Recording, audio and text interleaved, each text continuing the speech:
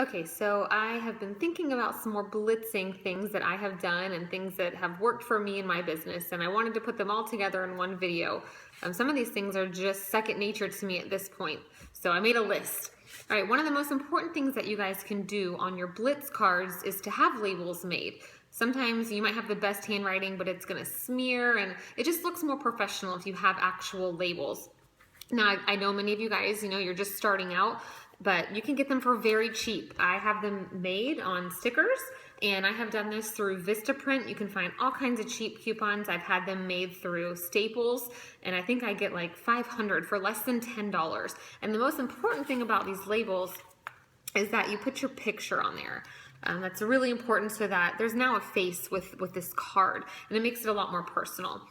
The other thing is always keep blitz cards in your car. I cannot tell you how many times I've been driving at a stoplight, getting into my car, and someone has seen my magnet and they have asked if I have information, and you want to make sure you have them, just like in your center console or in your driver's door. So always have them. The other thing is on the topic of magnets. Guys, those magnets are one of the cheapest things that you can buy on that site. And even if you can only afford to get one right away, I think they're around $16.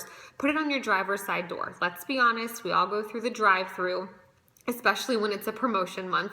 And I cannot tell you how many times we went through a drive-through and somebody saw our magnet and asked for information, pulled out a card right then.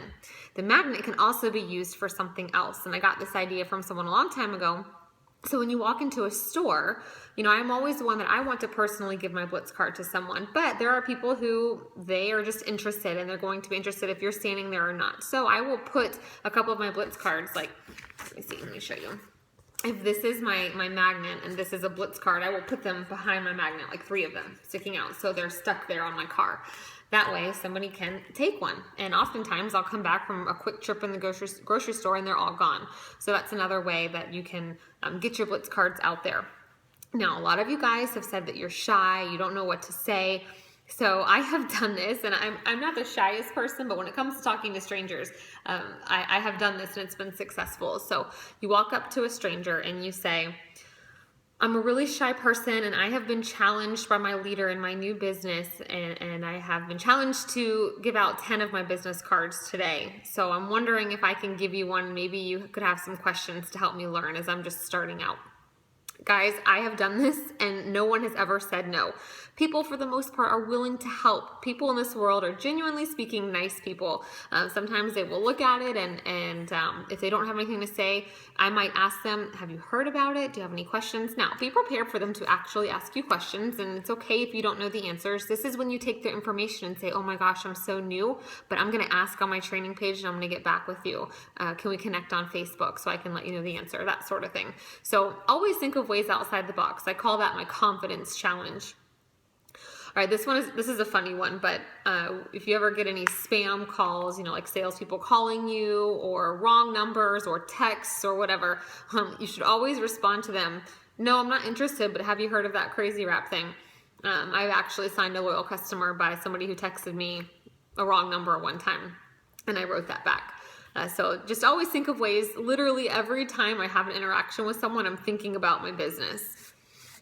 Okay, this is something that you can say if you notice someone, maybe they're at the store and they're wearing gym clothes, or they're just in shape, or maybe they have their makeup nicely done.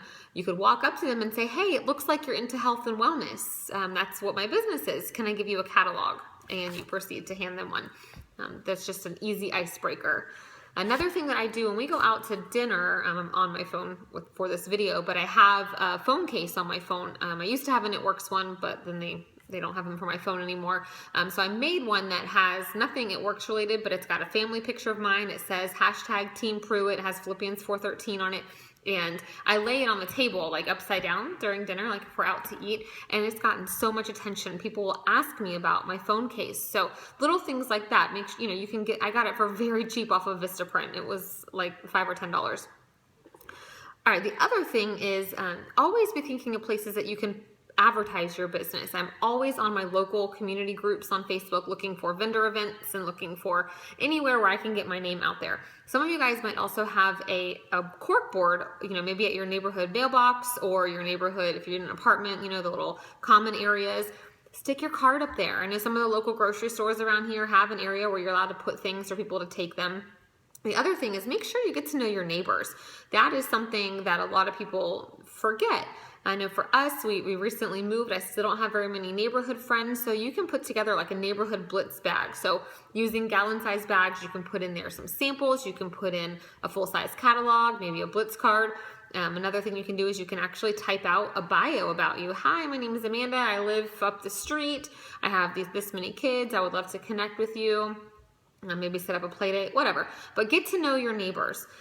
And the other thing is I always in my purse carry around some sample packs, and it's, you know, you can buy whatever holiday is coming up. So right now it could be Halloween. You have little goodie bags that have a blitz card. Mine have a blitz card, a sample of wow, a sample of greens, and a chew. And that's just what I keep around. Now, I don't just give that to everybody because, you know, that's money.